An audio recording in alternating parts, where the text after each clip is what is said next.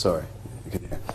Right. So the book is called A Call to the Hebrews to understand who they are as a people, and to know that they're a people of culture, and to take pride in identity of who they are. We know this is a time of the end, and Yah is calling people together, and we are just one of the tools and the instrument that Yah is using to awaken our people to who they are. So welcome to our show. Thank you. It's a pleasure to have you. Yeah, thank you for having me. I thought you was a very humble man in the respect that we read the book and we found out where you live, and we right here in England. And my wife rang up and said, would you mind coming down? And you goes, yes. And I said, wow, this is absolutely amazing that a man of your intelligence and things that you've written in this book was able to humble yourself and come here today. And I'm sure Yah is going to bless you. But as we go in today, I'd just like to welcome you to our show. I'm happy to be here. Thank you. Well, I'm going to ask a few questions on people's mind. And one question is, could you tell us about your family and your background and even your religious background? Yes. As you mentioned, I'm African. I'm from West Africa, of the people known as the Eveo. Some people call us Ewe. Okay. But that's because the sound in our name is not in English. Okay. So the name is written with a W, and so people call us Ewe, but our proper name is Eveh. I'm one of 5 children. I'm the second to last. My father was the head of family of my family, which is the royal family of the Eveh people. So you're royalty? Yes, I am. Wow. Right. I grew up as a Christian, and that was based on my mother's upbringing because she was a Catholic. And because of that, she brought up all her children as Catholic. So I was baptized and confirmed as a Catholic. But at the age of 12, where I had already been baptized and confirmed, I used to ask questions on the Bible. As many of us did as well. Yes, and there was no answers, so I started my search. Right. And my search took me to quite a few religious organizations. And I think I'm someone who is still on a quest. Right. To gain more knowledge. And what I have learned so far is what I'm sharing with my people. Excellent. Who I believe are across the in the Caribbean, in Black America, and in Africa as well. Right. Wonderful, wonderful. So I want to ask you a question. When did you come to the knowledge that you were a Hebrew? I mean, you're going to put me right to the actual words of it, which... Right. Then coming to the knowledge of being a Hebrew was something I suspected from the onset because of the name of the main god of my people, our tribe. In our tribe, the name of God is called Yahweh. Now, through my Christian knowledge, I came to discover that God is called Yahweh. Right. I mean, that is something that Christianity has been searching for many years, because they've used titles like God, Jehovah, and everything, because they didn't know what the name of God was. But my people have always known the name of their God, which they associate with thunder and lightning. Okay. Just as in the Bible, that name is Yahweh. So when I got to know of the name Yahweh, earlier I mentioned that we don't use W. We use the word in our language, we use W. That would be coming from the tetragram, isn't it?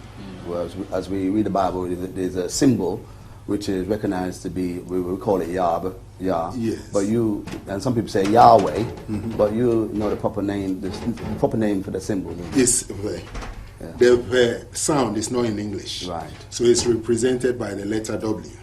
So if you substitute Yahweh into our language, you have Yahweh.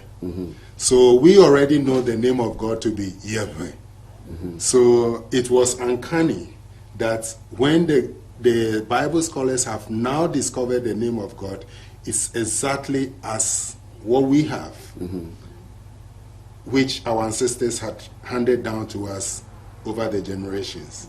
So through that, I wanted to learn a bit more, and but the more I learned, the more I found out that our traditions is exactly as that of the ancient Israelites. Right. And what was even more shocking was the history we have. Our history is the history of this, the same story as Moses' story of the Exodus. Right. Our people have a history where they were slaves. They went to a land where the king of the land welcomed them. And then when that king died, the new king that took over enslaved them. This is our history. This is not Bible stuff. So it's a repeat of what happened in No, Egypt. but this is our history. Right. But what I'm saying is, the more you learn about our history, then you find everything we do is what is written in the Bible. Right. So it's not only that we had the name of God, Yeah. we have the history as well. But the name of God had been hidden for such a long time. Not to us. Yeah. Not to us. We always knew that. It's not something we invented. Right. We always had it handed down. Like I said, we even associate it with thunder and lightning. Right. When you read about the Israelites being on Mount Sinai, Yeah. you remember they were telling Moses to go to God because they were frightened of the thunder and lightning. That's right. So they associated God with thunder and lightning. And when you read about when the Israelites were being threatened by their neighbors, the prophet Samuel called God to send down thunder and lightning, Right. which frightened their enemies off. Right. So my people, despite the fact that a huge chunk of them do not know anything about the Bible because they are illiterate, have this as their traditional history. So the more I got to know of my people's history, the more I realized it's the same as the Bible. That's when I realized we were the Hebrews. Right, okay. Can I just ask a question? Now, if your family knew about God's name, why didn't your father practice it in, like you say, you went to various of, is it on? Yeah. You went to various of churches, like Jehovah's Witness, I was a Jehovah's Witness as well, Catholic. Why didn't he practice, if he knew, why didn't he practice to teach others? He didn't know. I didn't know. He didn't even know? I didn't know either. Right. Did you see? I knew, I had a suspicion. Let me explain something here. We were not born in the village. Right, okay. We were born in cities like Accra. Or, you know, when you go to West Africa, they are just like coming to London. They are very modern cities. So when someone like me has to study my history, I go back to the villages where our people are. Right, so okay. it's when I went back and started learning about what they believe and what they do, then I realized that everything they do is what is in the Bible. So they knew the practice of Yah, but it's like a conspiracy again, isn't it, not to teach the truth? Because remember, in slavery day, we came over and we wasn't allowed to practice Yah. So we knew in the Caribbeans, because we say Jah, but realizing it's Yah. So we always knew that. Even talking to my grandparents, she knew that somehow down the line we wasn't allowed to practice the religion or where we come from. So it has always been there.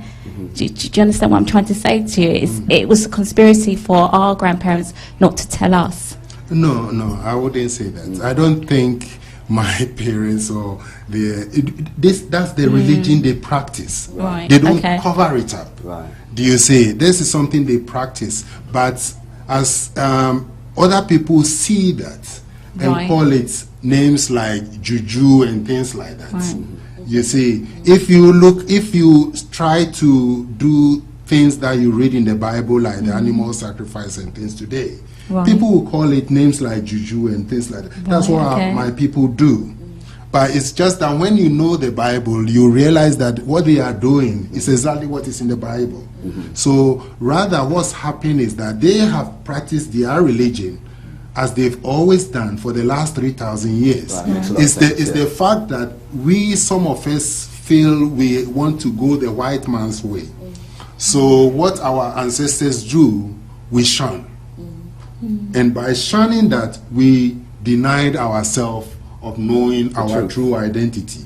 But I had to go back and start to study what my people did, which was natural to them, and realize that those things that I was looking at is exactly what is in the Old Testament. Right. So it's a journey, wasn't it? Because for us it became a journey to find out who we were, and because a lot of people saying that, well, the people of the land are the original people, so we know them are people of they're Caucasian people. So we were just black people. So I played the first clip about he's saying that the Egyptians were actually black people. Now, we understand the whole continent that from far was Africa themselves. So the people who used to run into Africa to hide had to look the same. So with him now speaking, saying that these were African typical Negro features, you couldn't white a Caucasian person with an African and say they're hiding. You would have known where they were. Can I say something there? The nation of Israel, most people don't get this. They get this a bit wrong. That's right. The nation of Israel was born in Africa. You see, when Jacob came to to Africa with his family of 70, that wasn't a nation. That was a family. Okay? That family grew, and he had 12 children. All those 12 children had children, and as their families grew, they became clans. As the clans grew, they became the tribes. And when you put the tribes together, you have the nation. All that happened in Africa, and they were in Africa for 400 years. Now, imagine people living in a place for 400 years. That is their home. Right. And all that happened in Africa. So the Israelites started as a nation, as Africa. So the Israelites were Africans who moved back to the land of Canaan and formed the nation of Israel in the land of Canaan. But if you read all the historians, they always associated the origin of the Israelites as Egyptian. If you read the olden Herodotus and Strabo, and they always associated the origin of the Israelites as Egyptian, which is African.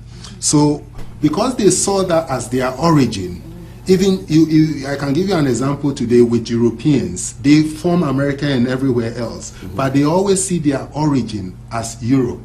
So when Europe is in trouble, they come running. You see, same way when the Israelites were in their land and they were being threatened by the Assyrians and the Babylonians, guess where they'll go? Back to their land of origin. So they ran back to Africa. Right. So the question arises, they run back to the land of origin. Yes. Okay. But the people in Jerusalem now couldn't run back to Africa and say that's the land of origin, could they? Because they are Caucasian. Yes. So, but the perception, the fraud, is just the saying the Hebrews, Israelites, are Caucasians. Yeah, I wouldn't use the word fraud. I mean, a lot of the Jews today, even the Falasians, there is a history which they don't deny. They acknowledge that they are converts. That's right. Yeah, so if somebody is openly acknowledging who they are, that they are converts and they adopted this religion, they are not trying to perpetuate any fraud. I don't necessarily subscribe to the fact that people are trying to hide something from us. Right. What I think is that we need to come out, those of us in Africa, need to come out and tell the story. That's exactly right. Yes, so when we tell the story, then our brothers in America and the Caribbean will get to know the truth. Nobody is stopping that from happening. And because nobody is stopping that from happening, I won't use words like conspiracy or fraud. Right. It's up to us, like I'm here now, to tell the story. Yeah, but many people will still say that, oh, no, they're people of color, okay? But as you explain yourself, we are on a journey ourselves. We come to the knowledge that, yes, there were people of color in the Bible. I was told there was no people of color in the Bible. And then we realized this Bible is our history book, you know? So another question arises here then. Why being a Hebrew is important?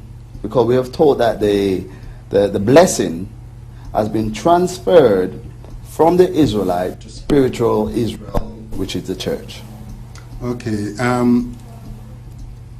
Knowledge of who you are is always important because it gives you a direction in life. It gives you a purpose in life. So that answers the part of why you need to understand being a Hebrew. Right. And apart from that, there are things to do with the Hebrews that the Hebrews need to know because the ancestors or our ancestors went into an agreement with the Almighty. That's right. So those agreements still stand today. So if we don't know who we are, we will be breaking those agreements and suffering the consequences of them. Perfectly right. Simply because we don't know our history. Right. So knowing our history. So not knowing your history as well. Not knowing your history is death. Right. Do you see? Yeah. It's suffering. It's everything we are going through as black people today.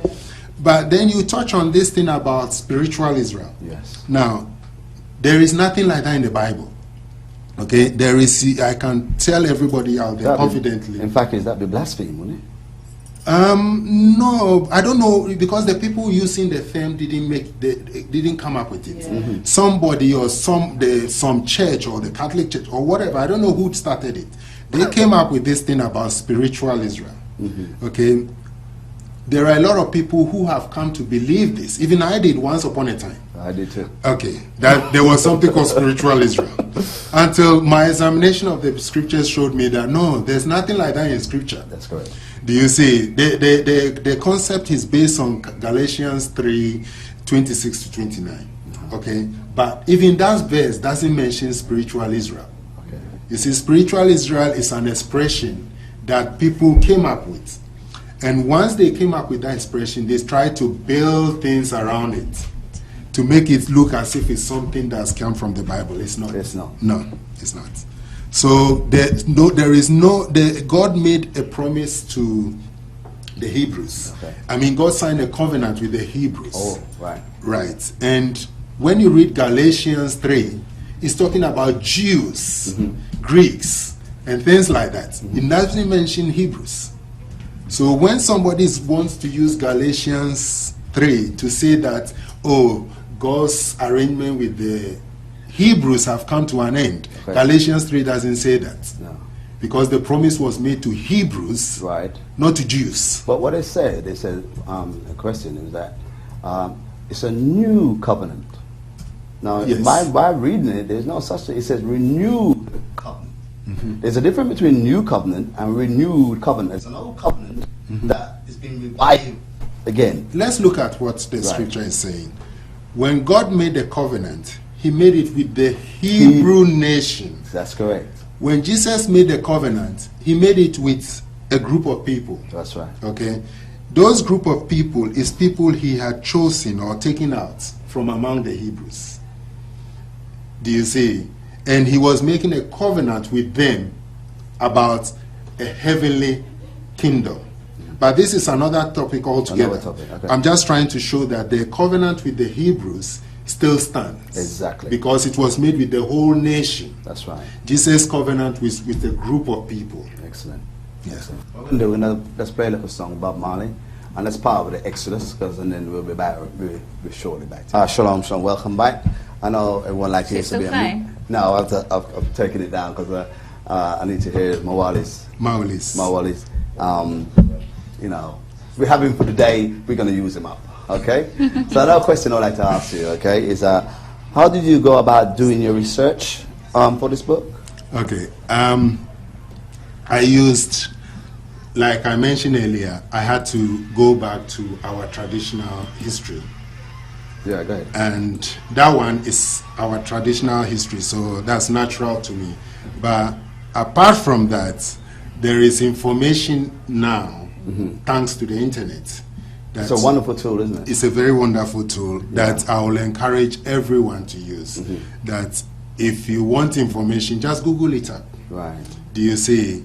And whatever you want, you can have so much to cross-reference. And through doing things like that, you can sieve out what is the lie and what is the truth. You did a wonderful research in your book. You said type in Ewe, Erverh, you must present, and on the internet and Google, and it came back up as Hebrew, isn't it? Yes, Eveo. Erverh.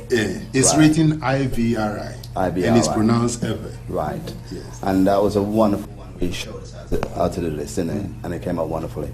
Yes. My back seems to be cutting out something. The Bible is the basis for a lot of our books, in the Bible. Is it still relevant today? Is the Bible still relevant today? Yeah. Very, very. Because you remember earlier on I said you need to know your history. Right. To not to repeat the mistakes of the past. The Bible, apart from being a spiritual book, is a history book. And now we are knowing that our black people, our black ancestors wrote the Bible.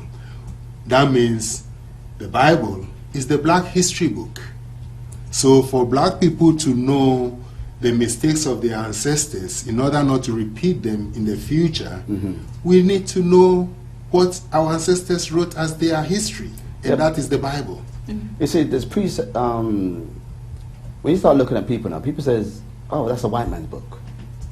Yeah, and that's why young people say, "Oh, it's a white man's book." And then when you try and tell them, when you try and show them that, it's our book, it opens a new dimension for them. Yes, it does. We have things that the arts come and speaking to some young people, telling them who they are, and they're just amazed and just drawn to this book now. I mean, Lady Eruption is one of the example of that. And so to move away from the idea that it's a white man book, it's not our history book. We think, when we try to apply it more to say it's our history book, people read it a bit more to understand. Well, there's nowhere in the Bible that the Bible writers were ever identified as white. You see, you can mention all the Bible writers, even the writers of the New Testament, and you'll find they were all Hebrews. And we have images of the Hebrews at the British Museum. So, you got some in your book as well? Yes. Wonderful, yes. So, I didn't mention the book because I know British Museum is where anybody can go. It's free. You want to see the Hebrews, just go to the Assyrian section at the British Museum. And you see them with their Afro-textured hair. But I want to ask a question, because I know, I was a Jehovah's Witness for 8 years, and it's only now, because you constantly read the Bible, but it's only now it's like to bring to life that I understand it. And when you look at it as a whole as black people, it's like we had a block each in our brain, and even though we could read it, but we didn't understand it, isn't it? Because I know that, you've gone through that, myself, Auntie Norma, and, people that I've known. But now it's like to make sense, because I feel personally that Yah has awakened me, and not only by me reading the Bible, but it's through dreams, just certain things will come into sense, and I read it and things like that. And I was mentioning about, at work, this little girl was named Yoshabel, and I keep calling her Yoshua. And my mind told me to, research that, and I found that it was obviously Moses' mum was Yoshabel. So when I look at it as a whole, we can identify the Hebrews by names, because we are naming our children anyway with the Bible name. So do you see what I mean? So Yah hasn't closed us our eyes, but by our names, and the songs that we sing, is obviously somewhere down the line that we were God's people, isn't it? It's always been. You say. Yeah. Okay. In the book, it talks about a lot about the languages, right. And the name. Now, how come where people don't speak Hebrew? And where can we go to learn the original language? Why do you say that when people don't speak Hebrew? You know what I'm saying? It's because we know the Hebrew as being what the language, what we thought. This is what we thought. No, remember I said to you that it is through getting to know my tradition that I realized I was an Israelite, because I listened to the words they use. Right. And the words agree with the Hebrew words. Take for instance, in the name David is the English translation of the Hebrew name. That's right. Of King David. Now, in the Jews who use a European accent, right, they pronounce it in Hebrew as Davi. Davi. That's it. Okay. In our language, Eveo language, which is Eveo means Hebrew, we say Devi. So you see, so you said we don't speak Hebrew. That's we call the name Hebrew. We call David Devi. Okay. Devi in our language means the child. Okay, and he was the youngest. Yeah. And David was the youngest. Right. Do you see? And remember, I said we knew the name of God as Yahweh. Now, the Hebrew name of God is, as the Bible scholars are discovering, is Yahweh or Yahweh. Do you see? So there's it already. We are speaking, the Eveo people in West Africa. This is the names we use. Then another example I'll give you is the word prophet. Yes. Prophet in the Hebrew language. The Jews with the European accent will say Navi.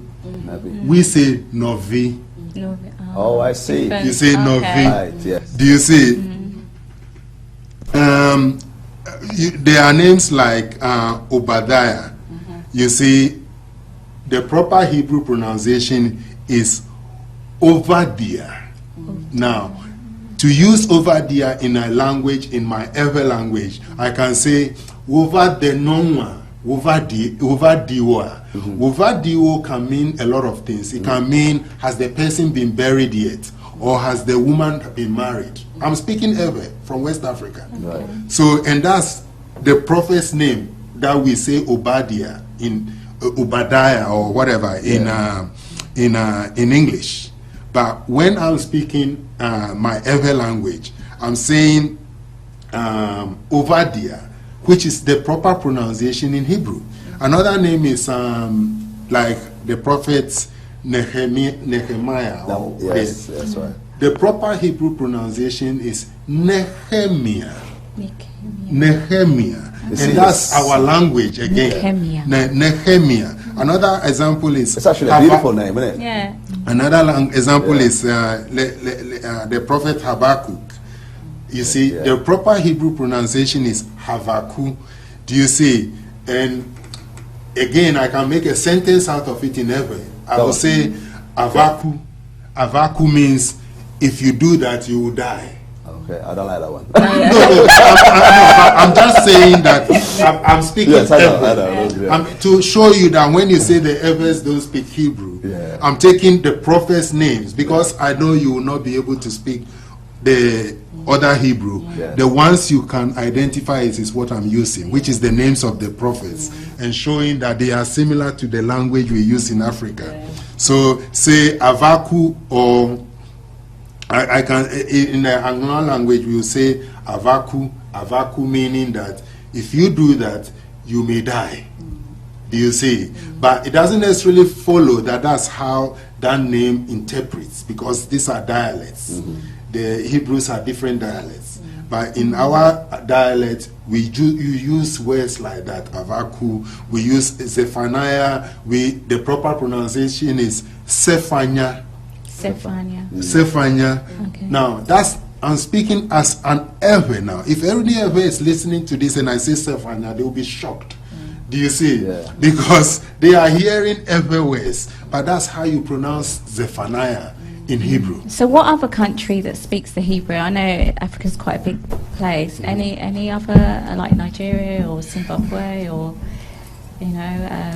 Okay, like I mentioned, the Hebrew language is divided into dialects. In West Africa, the Evers are in dialects, but the Hebrew Bible was written by the Levites in their dialects. So most of the words I recognize now, I recognize because I am from the Levite, but I have the Levite background. Okay.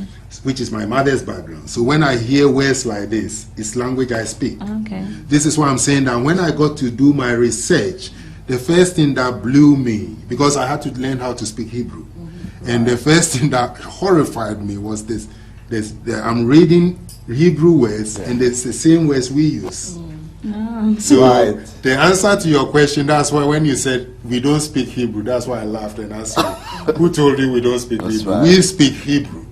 That's how important it is that we need you to teach us back again. Yes. Our language and our culture. We'll get there. Yeah, so how important do you think to know the true name? God's name? Yeah. God's name is part of the culture of the Hebrews. It's part of their tradition. You know, the book of Chronicles says the name of God he gave to the Israelites. Right. So the name of God is Yahweh, and the Israelites are called Eveo. Do you see? If you do as the scripture says, my people who are called by my name. Yes. So the Israelites are called Eveo. Even though it sounds an ethnic African name, that is the true name of the Israelites. Right. Anybody out there, you can check anywhere with any Bible scholar. The true name of the Israelites is Eveo, not Hebrew. So when you hear people saying we are Hebrew Israelites and blah blah blah, no. So we're Eveo. Let's do the pronunciation properly. We are what? Eveo. Don't worry, we no, I don't mind because we like to get the name right. Say it's Eveo. And it ties in exactly with what scripture says, that the Israelites are named after God. Right. And God's name is Yahweh. Yeah. And the people are called Eveo. You see, it sounds the same. Yes. Eveo. Right. The full name is Eveo. Eveo means children of Yahweh. We say Eveo, meaning children of Yahweh, just as the Bible said. So how did we lose the name? How did we? We never lost it. We did when we were slaves. No, right. But the thing to do with slavery, when God said He was going to scatter the Israelites, it wasn't going to be a picnic. People would not voluntarily get up and go and be scattering themselves around the world. It was going to be done by force. Yes. So that's where the scattering, that word, I will scatter you around the world. Yes. That's what was the slavery and everything. But that didn't happen just in our recently. It's been happening throughout the history of the Hebrews.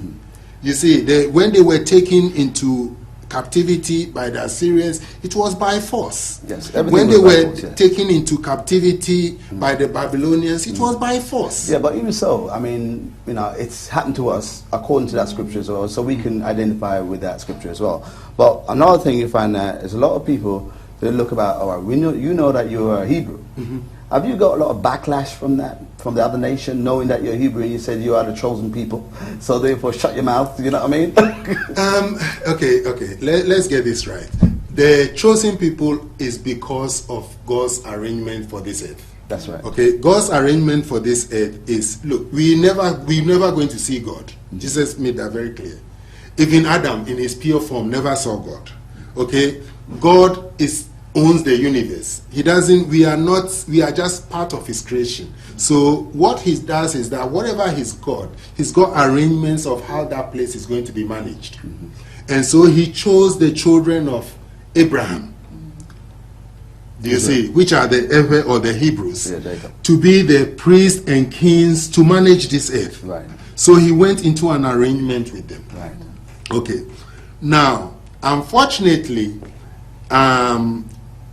there was a situation in the Garden of Eden where there's two groups of people on this earth. The children of the devil or the serpent and the children of the woman. And this backlash is going to happen because the children of the serpent are not going to be very happy to see the Hebrews try to come back. Because by coming back, it means they're going to become the head. Yeah, I want to hear from your mouth, and in a sense, That's what I said, you mentioned the other lost tribe in your book. Yes. And you done research into that, and where they might be today. Yes. Finding the lost tribes is not very hard if you can find the original Hebrews. Right. Do you see? Say, with the original Hebrews, there's things that they know. The things, their traditions, their language. Once you find the original Hebrews, you can look at the things they do and start looking at other people around the world. And if you see similarities, you start to know that, okay, these people could also be the Hebrews. And that will be the first step. Then you go and check their history. Some people might ask, how do we know we are Caribbean, that we are Hebrews? How do we know that? Because I know who you are. I know who you are. Like I said, by knowing who the Hebrews are, yes, you can tell who the other Hebrews are around the world. Right. Because I am Eveo, okay, and I know you were taken from us, I know exactly who you are. Yeah. You can swear blind that you are not related to me, but I'll just laugh at you. I'm not related to you. I'll just laugh at you. I'll say, go and check your history. I got another question to answer, please. Yes. The Caribbean are suspicious of the Africans, okay, as you know, and and the Africans are suspicious of the Caribbean, yes, and they call us children of slaves and so forth. And we know that Jamaicans got a bad reputation as they are. We're a bit outspoken, yeah. Stiff necks. Stiff necks. I mean, that's part of our Hebrew culture. Yeah. Do you know what I'm saying? So, don't we think that's something that we need to change, the whole precepts of that kind of attitude, changing towards each other, so that we come together as one, because we are supposed to come back together as one. Because do you know what I think? I think she's got a point. I'm always saying, I think Yar's got this one for us. Yeah, like I say, I always look on what Bob Marley said: one love and one heart. Yeah. So once we start to love ourselves and know that who we are, then it will come. It will come naturally. Like all of a sudden, we start when they start eating pork. Yeah, I'll stop that. Yeah. And can I specifically address what you mentioned about this suspicion of between Africans and people of the Caribbean and vice versa? I've always tried to explain to Black Americans and people from the Caribbean, because my wife is from the Caribbean, and so I know exactly where people from the Caribbean are coming from. I've been with them for the last 28 years. And I always try to explain that they have to understand that Africa is made up of over 1 billion people. Right.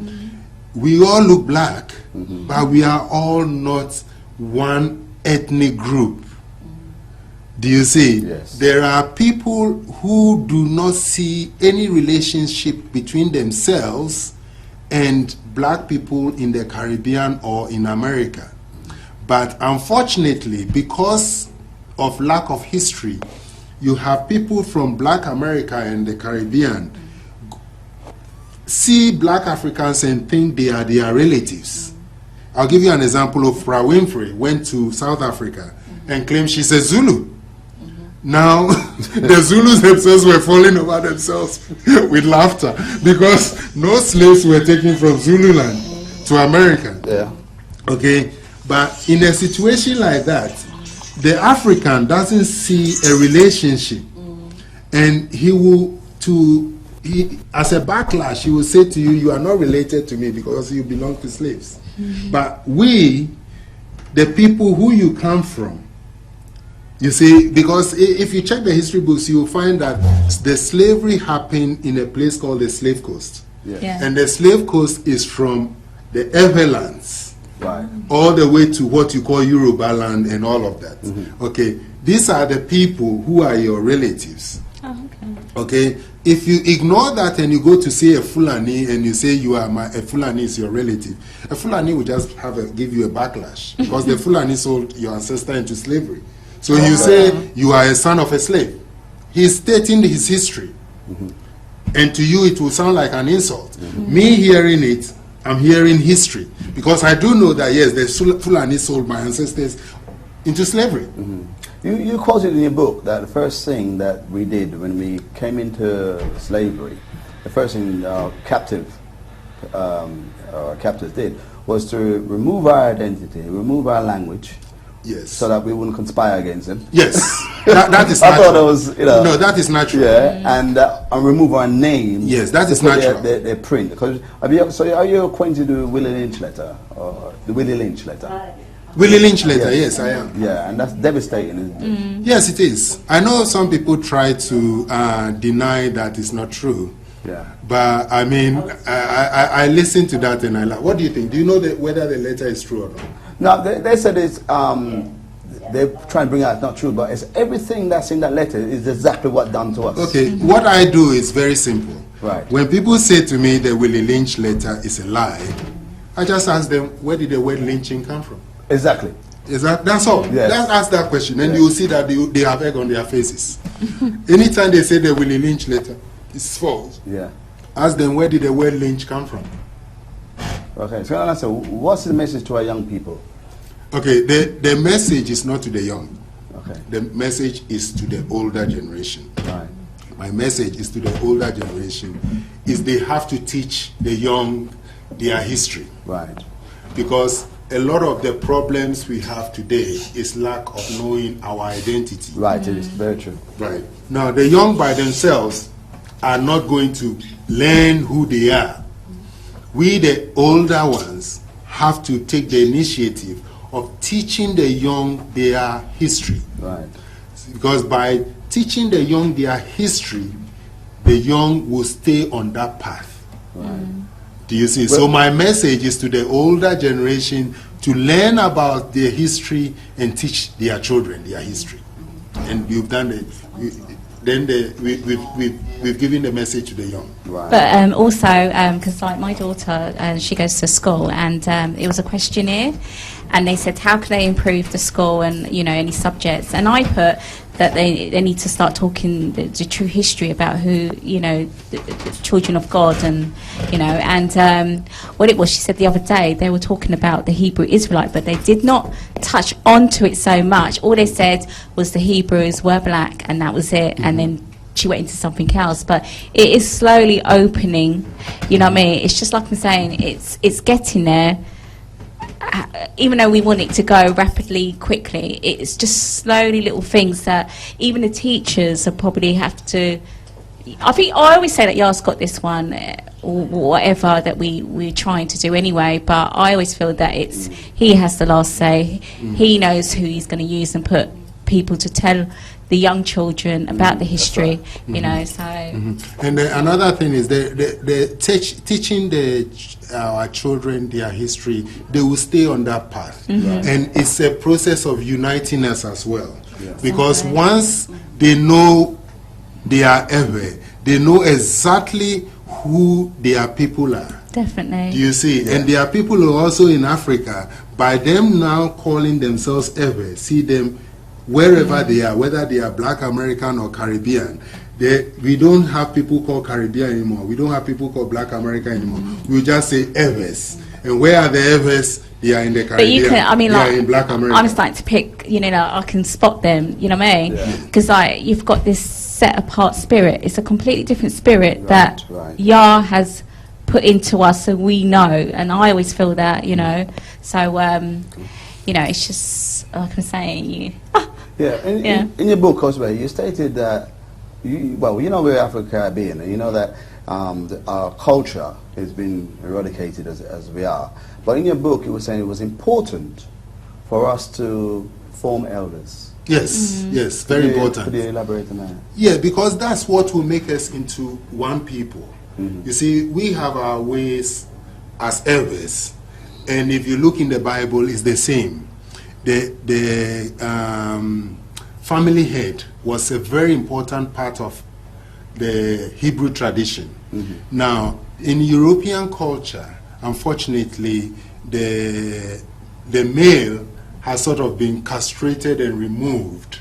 And what you have now is children with no direction because the father has been sort of sidelined.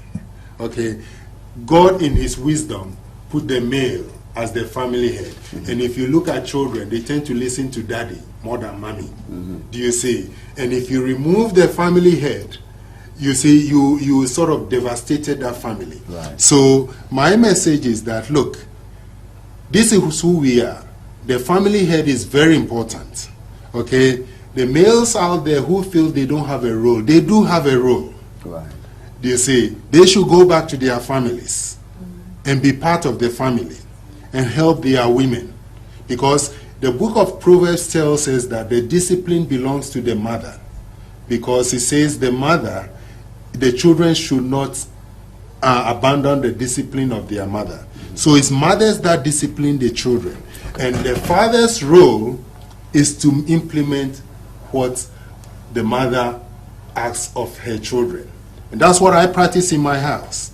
And that's what it is, the male role. Isn't that reversal? Yes. Because in my house, I would say, yeah, hey, that's what goes, you know what I mean? But No, but wait a minute. When you say what goes, when you say what goes, I don't mean a dominator. No, you know, exactly. When you say what goes, right, Yeah. you are working with your wife. That's right, yes. Yeah, it's like my wife runs the house. Yes. She does everything. Yeah. When I find out what she wants, I implement it. Right. So even though the children see it as daddy says, it's actually mommy says this. And if they don't listen to mommy, mommy calls daddy.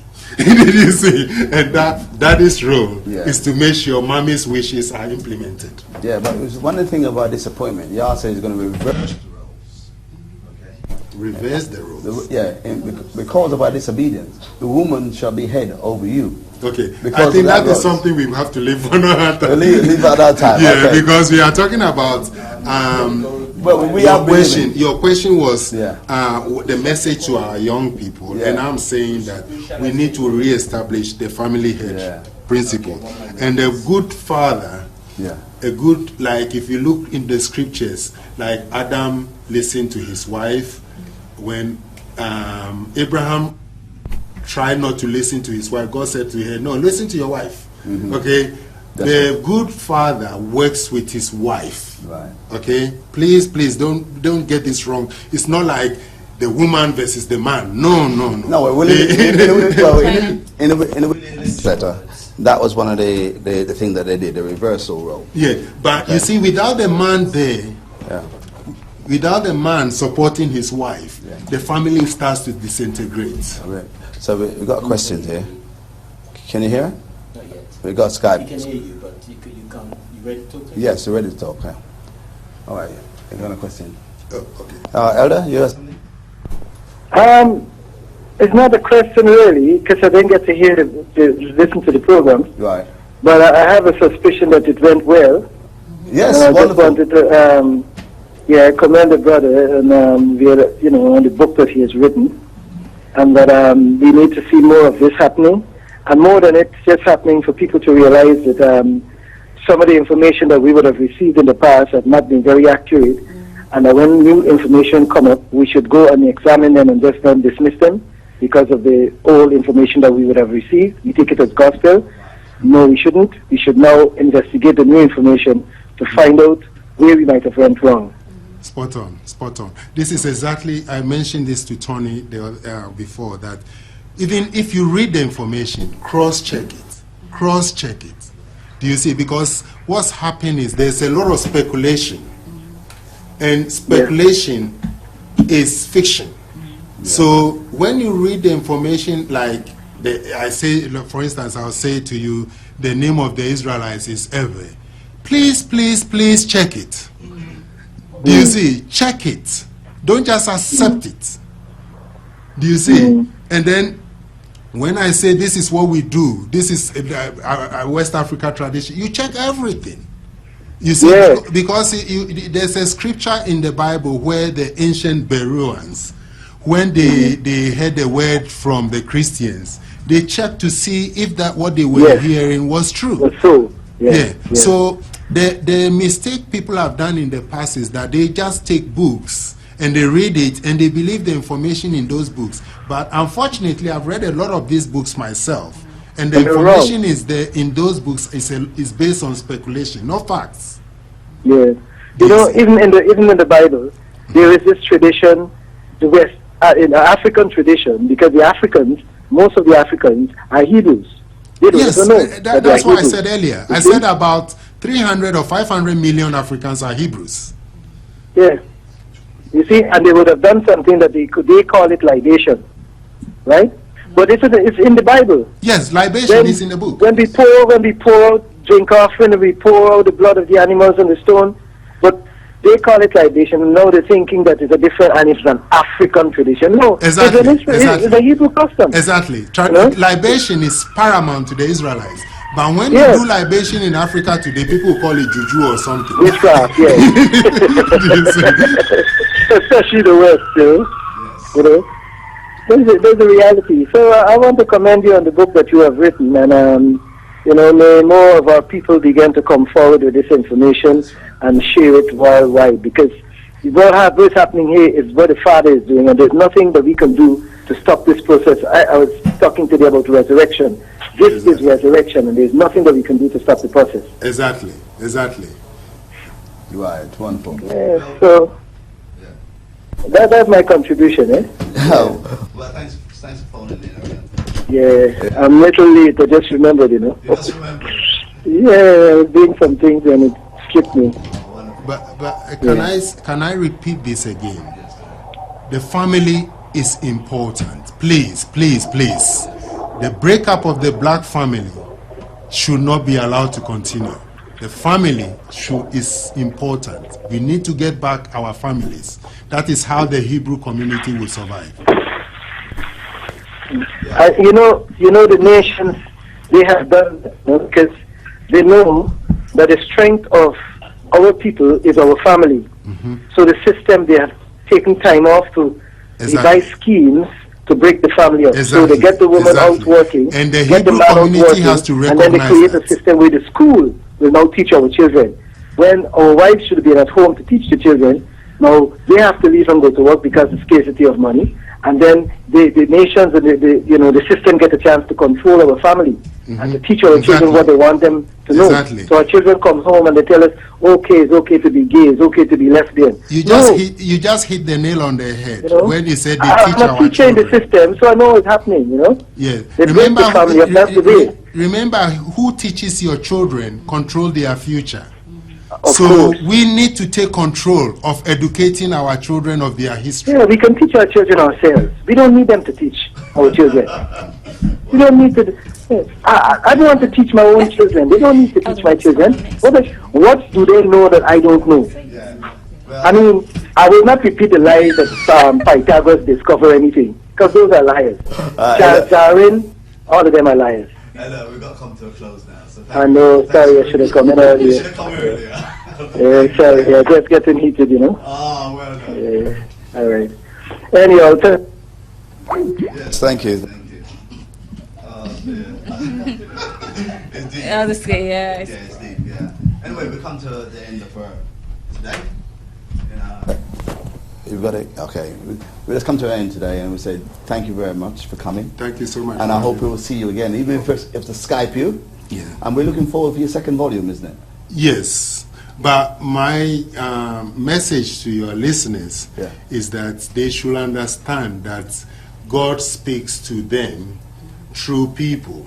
So if this is a medium where they are getting to know their identity, they should invite their friends. Yes. And everyone they know to be listening. Yes. Because there's a lot of things going to come through this medium. Wonderful, wonderful. Yeah. Well, thank you very much for listening. I hope it's been rewarding for you to know who you are as a people and to come back together as one. And from me, Shalom, and from Mawuli. Mawuli. Mawuli. Lady Eruption. Shalom.